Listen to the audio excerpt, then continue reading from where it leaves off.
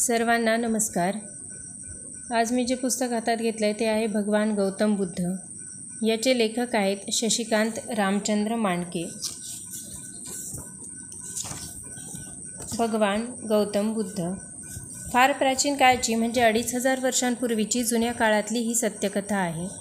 हिमालयाच्या पायथ्याशी नेपाळच्या दक्षिणेला शाक्य लोकांचं प्रजासत्ताक राज्य होतं। शुद्धोधन हा त्या राज्याचा राजा होता। त्याच्या राज्यात सर्वत्र सुव्यवस्था आणि सुखशांती नांदत होती। शाक्यांच्या राजाला लागूनच कोलीय लोकांचं राज्य होतं। त्यांच्या राजाचं नाव होतं अंजन। अंजनला मायावती व गौतमी अशा 2 सद्गुणी सुस्वरूप मुली होत्या। अंजनने त्या दोन्ही मुलींचा शुद्धोधनाशी विवाह लावून दिला होता। एके वर्षी आषाढ पौर्णिमेच्या रात्री मायावती आपल्या महालात मंचकावर शांत झोपली होती। झोपेतच तिच्या मुखावर विविध भावतरंग उमटत होते, कारण तिला झोपेतच एक स्वप्न पडलं होतं। जेव्हा ते स्वप्न संपलं तेव्हा पहाट झालेली होती। मायावती ते स्वप्न पाहून अतिशय आनंदित झाली होती। लगबगीनं ती शुद्धोधनाच्या महालात आली आणि तिनं म्हटलं, महाराज, आत्ताच काही वेळापूर्वी मला एक अतिशय सुंदर स्वप्न पडलं होतं। काय होतं ते? शुद्धोधनाने विचारलं। मी अशी झोपलेली असताना 4 दिव्य पुरुष तिथे आले। बहुधा ते दिक्पाल असावेत, मायावती सांगू लागली। त्या दिव्य तेजस्वी पुरुषांनी मला उचलून एका उंच पर्वतावर नेऊन ठेवलं। तिथं एक मोठा शालवृक्ष होता, त्याच्या खाली त्यांनी मला ठेवलं। थोड्याच वेळात तिथे काही देवस्त्रिया आल्या। त्यांनी सुगंधी जलानं मला स्नान घातलं। मग अत्यंत मौल्यवान अशा वस्त्रालंकारांनी त्यांनी मला सजवलं आणि एका मंचकावर आणून झोपवलं। काही वेळानं ते दिव्य पुरुष आणि त्या देवस्त्रिया तिथून निघून गेल्या। मी एकटीच राहिले। राजा शुद्धोधन हे सारं वर्णन एकांत चित्तानं ऐकत होता। क्षणाक्षणाला त्याच्या मनातला आश्चर्यभाव वाढत होता। मायावती पुढे सांगू लागली, काही क्षण जातात न जातात तोच एक लहानसा गोजीरवाणा हत्ती, पांढऱ्या रंगाचा होता तो, डोंगरावरून उतरत माझ्याकडे येऊ लागला।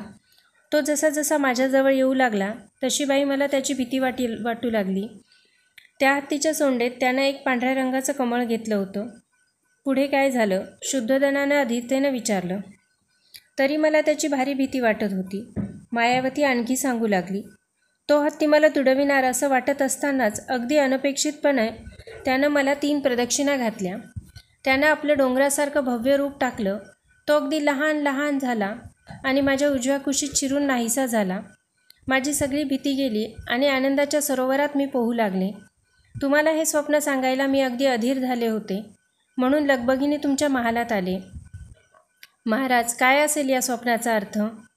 मला नाही सांगता येणार, पण काहीतरी मोठा अर्थ त्यात भरलेला असला पाहिजे असं मला वाटतं। आपण ज्योतिषांनाच विचारू काय ते, राजा शुद्धोधन म्हणाला। काही वेळातच राजाच्या निरोपानुसार 8 ज्योतिषी तेथे आले। त्यांनी मायावतीकडून सगळं स्वप्न नीट ऐकून घेतलं, तिला काही प्रश्न विचारले। मग त्या सर्वांनी आपापसात त्याबद्दल विचारविनिमय केला आणि ते राजा व राणी दोघांना म्हणाले, काळजी करायचं तर काहीच कारण नाही, उलट आनंददायक गोष्ट आहे ही। राणीच्या उदरात गर्भ राहिलेला असून तो पुत्राचा आहे।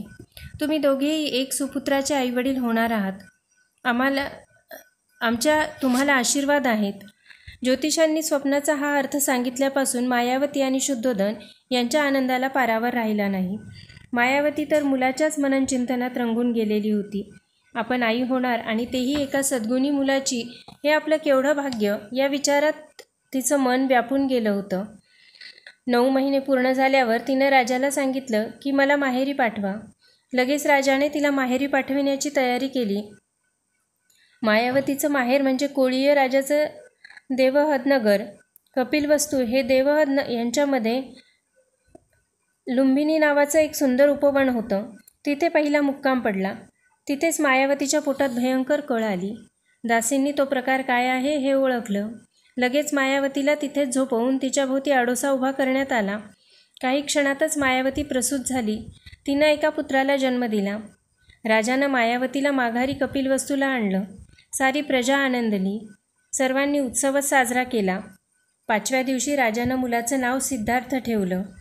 ते वर्ष होतं इसवी पूर्व 557। सुखद सुख।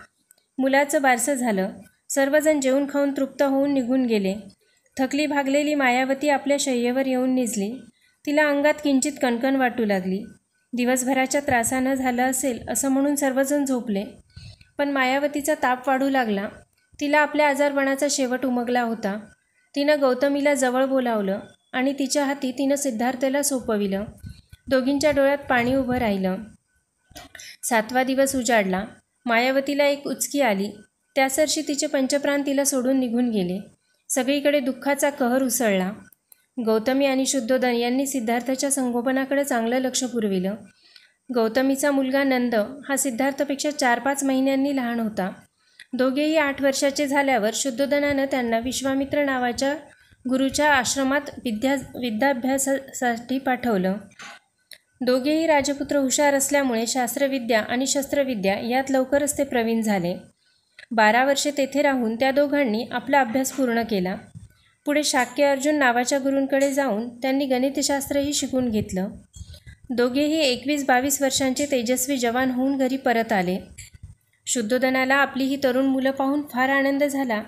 पण सिद्धार्थ जरी क्षत्रिय होता, शस्त्रास्त्रविद्येत प्रवीण होता, तरी स्वाऱ्या, शिकारीत, चैनविलासीत त्याचं मन रमत नव्हतं. तो सारखा कसल्या तरी विचारात बुडाल्यासारखा वाटायचा. त्याची ही वृत्ती पालटावी म्हणून राजानं सिद्धार्थावर दुःखाची सावलीही पडणार नाही अशी व्यवस्था राजवाड्यात व बाहेरही करून ठेवली. शुद्धोदन राजाला सिद्धार्थाच्या लग्नाची काळजी लागली होती. लग्नाचीच का, आपल्या वारसाचीही काळजी लागली होती. सिद्धार्थ युवराज होता. शुद्धोदनानंतर तो राजा व्हायचा होता. तो जर असा अकाली विरक्तासारखं करायला लागला तर कसं व्हायचं? लवकरच शुद्धोदनानं सुप्रबुद्ध नावाच्या सरदाराकडे सिद्धार्थासाठी त्याची मुलगी यशोधरा हिची मागणी केली. पण सुप्रबुद्ध म्हणाला की मी माझ्या मुलीचं यशोधरेचं स्वयंवर मांडलं आहे. त्यात सिद्धार्थानं आपलं क्षात्रतेज सिद्ध करावं तरच यशोधरा त्याला वरील. सुप्रबुद्धाचं बोलणं सिद्धार्थाला कळताच त्या युद्धकौशल्याचे सामने भरवा असं राजाला सांगितलं. त्यात सिद्धार्थासह इतर अनेक राजपुत्रांनी भाग घेतला. नेमबाजी, तलवारबाजी, कुस्ती, अश्वारोहण, रथस्पर्धा याचबरोबर काव्यचर्चा, शास्त्रचर्चा या सर्वांमध्ये सिद्धार्थ पहिला आला. रीतीप्रमाणे यशोधरेने अत्यंत प्रसन्न चित्तानं सिद्धार्थाच्या गळ्यात वरमाला घातली. लवकरच दोघांचा विवाह अत्यंत थाटामाटात झाला. सिद्धार्थ आणि यशोधरा सुखविलासात अगदी मग्न झाले होते. ते जणू सुखसरोवरात विहार करणाऱ्या राजहंसाप्रमाणे भासत होते. पण अनेकदा सिद्धार्थाची वैराग्यवृत्ती उचल खाई. मग तो दिवस न दिवस एकटाच बसे. त्यानं यशोधरा चकित व्हायची आणि राजा शुद्धोदन चिंताक्रांत व्हायचा. घर सोडायला पाहिजे. एकदा काय झालं कुणास ठाऊक, सिद्धार्थाला कपिलवस्तू नगरी पाहण्याची इच्छा झाली. लगेच ज्या ज्या मार्गांवरून सिद्धार्थ जाणार ते मार्ग स्वच्छ सुशोभित करण्याच्या आज्ञा सुटल्या. म्हातारे, भिकारी, रोगी वगैरे कुणीही रस्त्यावर येणार नाहीत अशी व्यवस्था करण्यात आली. तरी पुढल्या 4 दिवसात सिद्धार्थला एक वृद्ध मनुष्य, एक रोगी मनुष्य आणि एका मृत मनुष्याची अंत्ययात्रा दिसली. या दृश्यांनी तो फारच दुःखी झाला. गहन विचारांमध्ये बुडून गेला. 4था दिवस उजाडला. सिद्धार्थाचा रथ राजवाड्याबाहेर पडला. बराच दूर आला. रस्त्याच्या कडेला एक जांभळाचं झाड होतं. त्याच्या खाली कोणीतरी उभं होतं. सिद्धार्थानं त्याच्या सारथी छंदला त्या माणसाबद्दल विचारलं. तेव्हा छंद म्हणाला, युवराज, तो एक संन्यासी आहे, परिव्राजक आहे. सिद्धार्थ त्या संन्याशाजवळ गेला. त्याने संन्याशाला नमस्कार करून म्हटलं, महाराज, आपण असे संन्यासी का झालात? संन्यासी म्हणाला, मला कळलंय की या जगात कायमचं टिकाऊ असं काहीच नाही. आरंभापासून अखेरपर्यंत आयुष्य दुःखानं भरलेलं आहे. म्हणून मी घरदार, बायको, मुलं या सर्वांचा त्याग केलाय. मी आता धर्मचिंतन करतो. जेवढी दुसऱ्याची सेवा करता येईल तेवढी करतो. मी माझ्या साऱ्या इच्छा आकांक्षा अगदी शून्य करून टाकल्या आहेत. त्यातूनच कदाचित मला कायमच्या सुखाचा मार्ग सापडेल. सिद्धार्थानं त्या संन्याशाकडून आणखी बऱ्याच गोष्टी समजून घेतल्या. गेले 3 दिवस त्यानं जी दुःख पाहिली होती त्यांनी तो अगदी विमनस्क होऊन गेला होता. आज मात्र त्याला काही वेगळंच वाटत होतं. आनंदच म्हणाना. सिद्धार्थानं आपल्या मनाशी काहीतरी निर्णय केला. जर शाश्वत सुख प्राप्त करायचं असेल तर आपल्यालाही घर सोडायला पाहिजे. छंदनं युवराजाची बदललेली मुद्रा पाहून रथ राजवाड्याकडे वळविला. कठोर साधना. सिद्धार्थ राजवाड्यातील बागेत आला. एवढ्यात एका सेवकाने येऊन त्याला सांगितलं, युवराज, आपल्यासाठी एक आनंदाची बातमी आहे. आपण पिता झालेला आहात. काही वेळापूर्वीच यशोधरा देवींनी एका पुत्राला जन्म दिला. सिद्धार्थाला ही बातमी ऐकून आनंद वाटला. लगेच तो यशोधरेच्या प्रासादाकडे गेला. तिच्या शेजारी गाढ निद्रेत असलेला तो कोवळा सुंदर जीव पाहून त्याला समाधान वाटलं. पण ते फार वेळ टिकलं नाही. 1-2 दिवसांनी यशोधरेने त्याला म्हटलं, तुम्ही पुन्हा उदास का? पुत्रमुख पाहून तुम्हाला आनंद नाही झाला? आता 2-3 दिवसांनी मुलाचं बारसं व्हायचं. सगळ्या राजवाड्यात आणि नगरात सुद्धा केवढ्या उत्साहानं तयारी चालली आहे. तुम्हाला त्यात भाग घ्यावासा वाटत नाही? यशोधरे, सिद्धार्थ जड आवाजात बोलू लागला. कसला उत्सव आणि कसलं काय? या मुलाच्या रूपानं आणखी एक जीव दुःखात अडकणार. आता तोही कदाचित रोगग्रस्त होईल, पुढे दयनीय वृद्ध होईल आणि एक दिवस मृत्यू त्याला उचलून घेऊन जाईल. शी, कसलं हे अभद्र बोलणं? यशोधरा तिटकारली. तुम्हाला अशा मंगलप्रसंगी असं अमंगळ बोलवतं तरी कसं? मुलाचं नाव काय ठेवायचं याबद्दल बोलायचं सोडून हे काय आरंभलंय तुम्ही? यशोधरेच्या डोळ्यात पाणी उभं राहिलं. तरी सिद्धार्थाच्या मनाचा खडक पाजरेना. 5व्या दिवशी मुलाचं नाव राहुल असं ठेवण्यात आलं. बारशाच्या दुसऱ्या दिवशी सिद्धार्थ आपल्या पित्याच्या महालात आला. शुद्धोधनाने हसत म्हटलं, सिद्धार्था, आज असा एकदम तू इकडे कुठे आलास? सिद्धार्थ निश्चयी स्वरात म्हणाला, पिताश्री, मी तुमच्याकडे गृहत्यागाची परवानगी मागायला आलोय. शुद्धोधनाला त्याच्या शब्दांचा अर्थच कळेना. त्याला काही क्षण गरगरल्यासारखंच झालं. सिद्धार्थ पुन्हा म्हणाला, पिताश्री, मी एका पुत्राचा पिता बनलो. आपण आजोबा झालात. मी आता मातृपितृ ऋणातून मुक्त झालो. मला आता संसार सोडण्याची अनुज्ञा द्यावी. पण का? शुद्धोधन म्हणाला, पुत्र जन्मला म्हणजे तू सुटला नाहीस. पिता म्हणून तुझी कर्तव्य बाकी आहेतच की. शिवाय हे काय तुझं वय आहे का संसार सोडण्याचं? अरे बाळा, आता खरं म्हटलं तर आम्ही संसारातून मोकळं व्हायचं. तू सगळी जबाबदारी घ्यायचीस. तर तुझं उफराटच बोलणं. शुद्धोधन अगदी गडबडून गेला होता. मी एका अटीवर इथे राहायला तयार आहे. सिद्धार्थ म्हणाला, तुम्ही मला म्हातारपण, आजारपण आणि मरण यातून सोडवा. मी इथे राहतो. शुद्धोधन म्हणाला, काय हे विचित्र बोलणं? हा सगळा निसर्गाचा क्रम आहे. तो कुणाला बदलता येणार आहे? मग मला जाण्याची परवानगी तुम्ही देणार नाहीच तर? सिद्धार्थ अखेरचं बोलू लागला. ठीक आहे, मग आता मला माझा मार्ग मोकळा आहे, असं म्हणून तो परत फिरला. शुद्धोधन हतबुद्ध होऊन त्याच्याकडे पाहतच राहिला. त्याच दिवशी मध्यरात्री सिद्धार्थ जागा झाला. भोवतीची माणसं, पशुपक्षी, अगदी झाडवेलीसुद्धा गाढ निद्रेत होती. हीच वेळ आपल्याला बाहेर पडायला योग्य आहे असं समजून तो आपल्या महालाबाहेर आला. तिथे त्याचा आवडता सेवक आणि सारथी छंद झोपलेला होता. सिद्धार्थाने त्याला जागे करून खूप दूरच्या प्रवासासाठी घोडं तयार करून ठेवण्यास सांगितले. एवढ्यात सिद्धार्थाला काय वाटलं कुणास ठाऊक, त्याला आपला पुत्र राहुलची आठवण झाली. त्याला पाहण्यासाठी म्हणून तो यशोधरेच्या महालात आला. यशोधरा त्या कोवळ्या जीवाला पोटाशी घेऊन झोपली होती. यशोधरेचा हात बाजूला करून आपल्या मुलाला उचलून घ्यावं, त्याचं एकवार चुंबन घ्यावं असं सिद्धार्थाला वाटलं.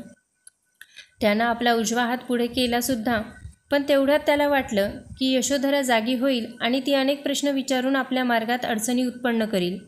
तेव्हा नकोच ते, असा विचार करून सिद्धार्थ तिथून दबक्या पावलांनी बाहेर पडला. राजवाड्याच्या बाहेर छंद, सिद्धार्थाचा आवडता घोडा कंथक सिद्ध करून उभा होता.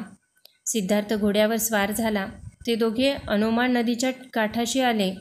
सिद्धार्थ घोड्यावरून खाली उतरला. तो छंदला म्हणाला, छंदा, आता तुला मी शेवटची कामगिरी सांगणार आहे. छंद चकित होऊन म्हणाला, आज्ञा युवराज. छंद, तू आता मला युवराज म्हणू नकोस. सिद्धार्थ सांगू लागला, आपण दोघे आता समान पातळीवर आहोत. तू आता कपिलवस्तूला परत जा. सर्वांना माझा नमस्कार कळव आणि सांग की मी कोणावरही रागावून रुसून आलेलो नाही. पण युवराज, आपण आता कुठे जाणार? छंदाने विचारले. मी एक सामान्य मनुष्य म्हणून सत्याच्या शोधासाठी जाणार आहे. माझं कार्य सफल झालं म्हणजे सर्वांना येऊन भेटेन. सिद्धार्थ म्हणाला, छंद, तुझी तलवार मला जरा दे. छंदनं तसं करताच त्या तलवारीनं सिद्धार्थानं आपल्या मस्तकीचे सारे केस कापून फेकून दिले. जवळून एक शिकारी चालला होता. त्याचं जुनेर सिद्धार्थानं मागून घेतलं आणि आपलं रेशमी झुळझुळीत वस्त्र त्यानं शिकाऱ्याला देऊन टाकलं. आपले सर्व अलंकार काढून त्यानं छंदच्या हाती दिले. सिद्धार्थाचं ते भिकाऱ्यासारखं रूप पाहताच छंदला रडू कोसळलं. सिद्धार्थ तसाच चालत पुढे निघून गेला. छंदच्या दृष्टीआड झाला. दुःखी कष्टी छंद 7 दिवसांनी कपिलवस्तूला पोहोचला. त्यानं घडलेली सारी हकीकत सांगताच सारी नगरी शोकसागरात बुडून गेली. शुद्धोधन आणि यशोधरा यांचा जणू जीवनाधारच गेला. मगध राज्यात सिद्धार्थला आलार कलाम नावाचा वेदशास्त्र संपन्न ब्राह्मण गुरु भेटला. त्याच्याकडून सर्व वैदिक, औपनिषदिक ज्ञान व समाधिविद्या सिद्धार्थानं शिकून घेतली. पण त्याच्या मनाचं समाधान झालं नाही. पुढलं ज्ञान त्यानं रुद्रक रामपुत्र ह्या आचार्यांकडून मिळवलं. तिथे सिद्धार्थाला कौंडिन्य, वप्प, भद्रिय, महानाम आणि अश्वजित असे 5 गुरुबंधू मिळाले. ते सर्व 6 जण अधिक ज्ञान मिळवण्यासाठी पुढे निघाले. पण नवा गुरु न मिळाल्यानं सिद्धार्थानं गयाशीर्ष पर्वतावर बसून अधिक ज्ञानासाठी कठोर तपश्चर्येचा निर्णय घेतला. तो नैरंजरा नदीच्या काठी सेनानिगमला आला. त्या रमणीय स्थानी त्यानं उग्र तपश्चर्या आरंभिली. बरोबर ते 5 गुरुबंधू होतेच. उग्र हठयोगी तपश्चर्येनं सिद्धार्थाचं शरीर अतिशय क्षीण झालं होतं. तो मरणाच्या दाराशी आला, पण शांती व समाधान मिळण्याचं लक्षण दिसेना. सिद्धार्थाला वाटलं की देहदंडाच्या मार्गानं जाऊन काही उपयोग नाही. समाधी साधण्यास पुन्हा अन्नग्रहण केलं पाहिजे. त्यानं नदीत जाऊन स्नान केलं खरं, पण अशक्तपणामुळे तो जमिनीवर धप्पकन पडला. जवळच राहणाऱ्या गोपनायकाच्या नंदा नावाच्या मुलीला त्याची दया आली. तिनं त्याला दूध भात दिला. सिद्धार्थाला बरं वाटलं. तो रोज थोडंसं भोजन करू लागला.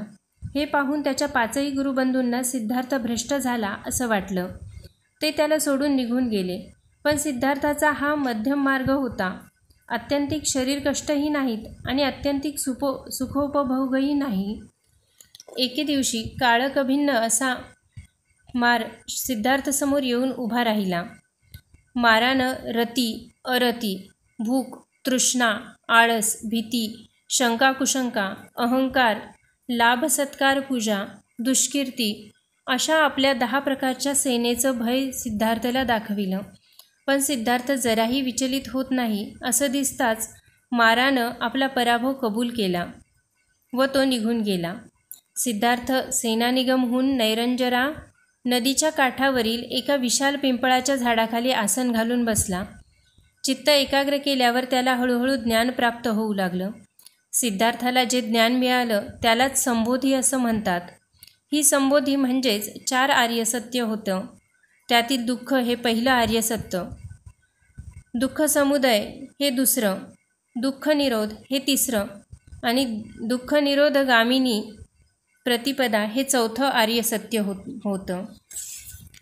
जन्मापासून मरणापर्यंतचं प्रत्येक कार्य, प्रत्येक घटना ही दुःखानंच भरलेली आहे. हा संसार म्हणजे आग लागलेलं घर आहे. जीवनातल्या ह्या दुःखाचं कारण म्हणजे माणसाची अमर्याद तृष्णा, सुखविलासांचा अमर्याद हव्यास. या तृष्णेमुळंच माणसाला वारंवार पुनर्जन्म येतो. हा दुःखयुक्त पुनर्जन्म नको असेल तर माणसानं दुःख निरोध केला पाहिजे, म्हणजे तृष्णेपासून पूर्ण अलिप्त राहिलं पाहिजे. अशी अलिप्तता म्हणजेच निर्वाण. तृष्णेपासून पूर्ण अलिप्तता साधण्याचा मार्ग म्हणजेच दुःख निरोधगामिनी प्रतिपदा होय. सिद्धार्थाला हा बोध झाल्यामुळे तो बुद्ध झाला. ज्या पिंपळाच्या झाडाखाली त्याला हे ज्ञान प्राप्त झालं त्यालाच बोधिवृक्ष असं म्हणतात. माझं ऐकून तर घ्या. ज्या दिवशी पिंपळाच्या झाडाखाली बुद्धाला ज्ञान झालं तो दिवस वैशाख पौर्णिमेचा होता. बुद्ध त्या पिंपळ वृक्षाखाली ज्ञानानंदाचा आस्वाद घेत 7 दिवसपर्यंत बसून होता. एकूण 50 दिवस त्याने निराहार राहून काढले. आनंदित झालेल्या बुद्धाला वाटलं की आपल्याला झालेलं ज्ञान कुणा जाणत्या माणसाला सांगायला हवं. पण आलार कलाम, भद्रक, रामपुत्र हे तर मरण पावले आहेत. मग आपण आपल्या 5 गुरुबंधूंना जाऊन हे ज्ञान सांगूया. बुद्ध त्यांचा शोध करीत काशीजवळच्या सारनाथ येथील मृगवनात आला. बुद्धाने आपल्याला ज्ञान झाल्याची सर्व हकीकत त्यांना सांगितली. पण त्यांना ते खरं वाटेना. बुद्ध म्हणाला, मी काय सांगतो ते अगोदर ऐकून तर घ्या, मग तुम्हाला काय म्हणायचं ते म्हणा.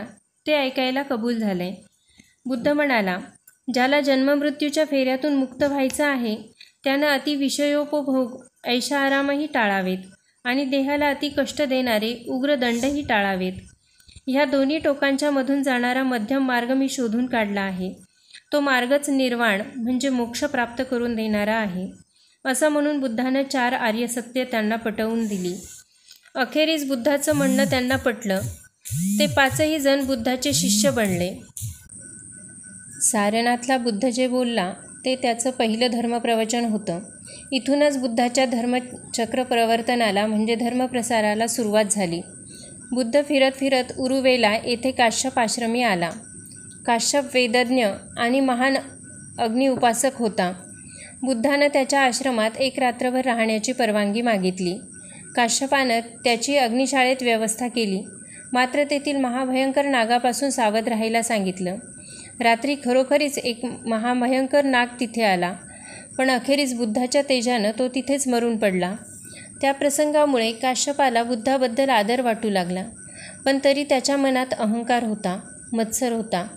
बुद्धानं त्याला स्पष्टच सांगितलं की जोपर्यंत तुझ्या मनातला द्वेष मत्सर जात नाही तोपर्यंत तू पवित्र होऊच शकणार नाहीस. तुझी सारी साधना व्यर्थ आहे. काश्यपाला पश्चाताप झाला. तो बुद्धाला शरण गेला. बुद्धानं त्याला आपल्या नव्या धर्माची, बौद्ध धर्माची दीक्षा दिली. काश्यप आपल्या 500 शिष्यांसह भिक्षुसंघात सामील झाला. त्याचवेळी त्याने बुद्धाला विनंती केली की भदंत, मला क्षमा करा, मी चुकलो. कोणत्या मार्गानं गेलो की मला सत्यज्ञान होईल ते सांगा. तेव्हा बुद्ध त्याला म्हणाला, काश्यपा, ज्याची तृष्णा म्हणजे अमर्याद इच्छा नष्ट झालेली नाही असा मनुष्य नग्न राहिला, त्याने जटा वाढविल्या, अंगाला माती फासली, तो उपाशी राहिला, त्याने प्रतिदिन अग्निसेवा केली, भूमिशय्या केली, सर्वांगाला भस्मलेपन केलं, तरी तो पवित्र होऊ शकणार नाही. नुसती हेतुशून्य यंत्रवत कृती करून काय फायदा? बुद्धाच्या ह्या नेमक्या उपदेशानं काश्यपाचं मन उजळलं. अगदी प्रारंभी बुद्धाच्या संघात 5च शिष्य होते. आता हळूहळू त्याचा संघ वाढू लागला. धन्यवाद.